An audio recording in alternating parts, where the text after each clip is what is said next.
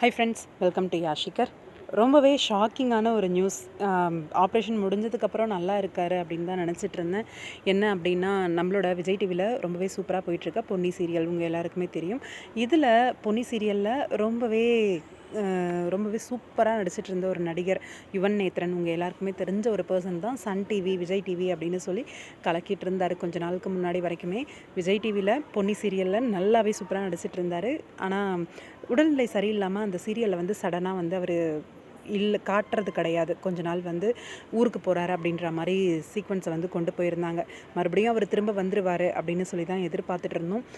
அவருக்கு என்ன இஷ்யூ அப்படின்னா, கொஞ்ச நாள் முன்னாடி அவங்களோட மகள் வந்து கேன்சர் அப்படிங்கிற மாதிரி போட்டிருந்தாங்க. நல்லாவே தேறி வந்துட்டுருக்காரு. அப்பா இப்போ நல்லா இருக்கார் அப்படின்ற அவங்களோட போஸ்ட்டுமே கொஞ்சம் ஆறுதலாக தான் இருந்துச்சு. சடனாக இன்றைக்கி வந்து கொஞ்ச நேரத்துக்கு முன்னாடி அவர் இறந்துட்டார் அப்படிங்கிற அந்த ஒரு செய்தி வந்து கேட்ட உடனே பெரிய ஷாக்காக இருந்தது. ஏற்றுக்கவே முடியல. என்னடா இது சோதனை! இன்றைக்கி மட்டுமே கிட்டத்தட்ட 4 டெத்து காதில் கேட்டுட்டேன்.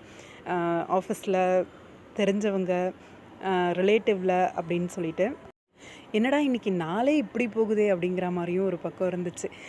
ரொம்ப வருத்தமாக இருக்குது. நல்ல ஒரு நடிகர், ஆனால் இந்த மாதிரி ஒரு சூழ்நிலை எப்படி அவங்க ஃபேமிலி வந்து இதை எதிர்கொள்ள போகிறாங்க அப்படின்னு தெரியலை.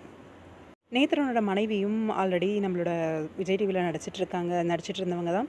முத்தழகு அப்படிங்கிற சீரியலில் பண்ணிகிட்டு இருந்தாங்க. உங்கள் எல்லாருக்கும் அவங்களையுமே நல்லாவே தெரியும். இவங்களோடது பியூரான ஒரு லவ் மேரேஜ். ரொம்பவே பியூட்டிஃபுல்லான கப்பிள்.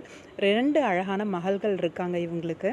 இதிலேருந்து எப்படி மீண்டு வர போகிறாங்க அப்படின்னு தெரியல. அவங்களுக்கு அந்த ஆரோக்கியத்தையும் மனபலத்தையும் கடவுள் வந்து கொடுக்கணும். ஓம் சாந்தி.